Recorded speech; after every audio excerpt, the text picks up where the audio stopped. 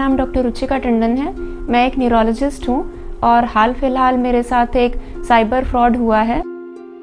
तब तक मुझे आइडिया नहीं लगा कि क्या हो रहा था, क्योंकि वो अकाउंट्स देते थे जो रिट वगैरह उन्होंने डाली थी कोर्ट में, डॉक्यूमेंट्स भेजते थे, उनमें सील लगी रहती थी, कोर्ट की सिग्नेचर्स होते थे और वो काफ़ी ओरिजिनल लगता था।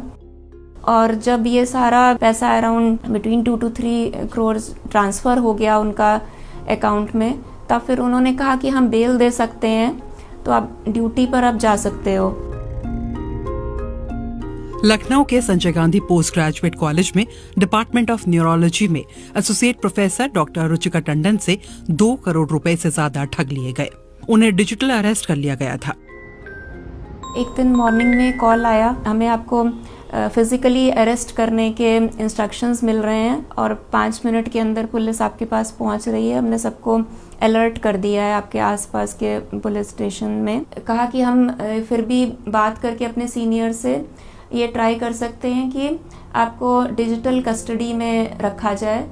डॉक्टर रुचिका से कहा गया कि उनके खाते से रकम नरेश गोयल के खाते में गई, जिसे मनी लॉन्ड्रिंग और तस्करी में इस्तेमाल किया गया है। कुछ ऐसा माहौल बनाया गया कि ना चाहते हुए भी उन्हें इस पूरी कहानी पर यकीन आने लगा। उन्होंने कहा था कि जो पैसा जो मनी लॉन्ड्रिंग हुई है वो नरेश गोयल का नाम लेते थे कि उनके अकाउंट में गया है।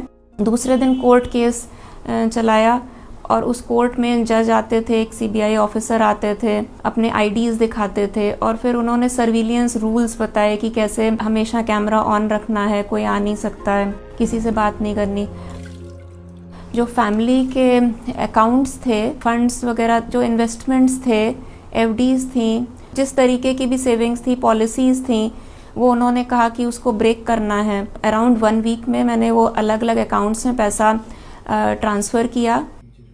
जाल फैलाने वाले लोगों ने डॉक्टर रुचिका से कहा कि वेरिफिकेशन के लिए पैसा आरबीआई के खाते में जमा कराना होगा और अगर बाद में उनका इससे कोई लेना देना नहीं होगा तो पैसा वापस मिल जाएगा। मम्मी को मदर को यही बताते थे कि बैंक में जाएंगे तो किसी से कुछ कहना नहीं है। जो बैंक है उसमें ये बताना है कि हमें प्रॉपर्टी खरीदनी है, इस वजह से हम ये पैसे हमें चाहिए। और ये भी इंस्ट्रक्शंस देते थे कि अगर ज़्यादा बैंक वाले ज़्यादा कुछ पूछते हैं तो आपको उनको बोलो कि this is none of their business.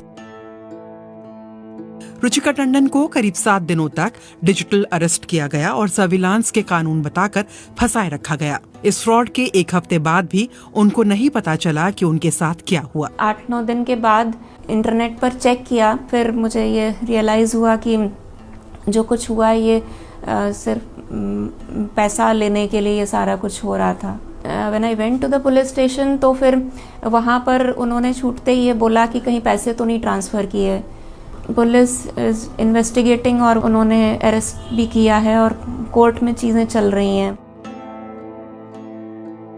Ruchika काफी रकम गंवा चुकी हैं और अब भी पैसे वापस मिलने का इंतजार कर रही हैं, लेकिन वो चाहती हैं कि दूसरे इस जाल में ना फंसे।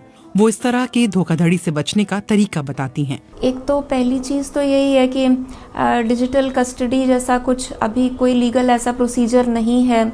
इस नाम से अगर कोई आता है कि कोई डिजिटली अरेस्ट कर रहा है या डिजिटल कस्टडी में ले रहा है, तो ऐसी कोई चीज़ होती नहीं है। पुलिस स्टेशन में एक्चुअली बात करनी चाहिए कि ऐसा कुछ हो सकता है कि नहीं। अब तक इस मामले में 18 लोग गिरफ्तार किए गए हैं। तकरीबन 12 लाख रुपए वापस मिले हैं।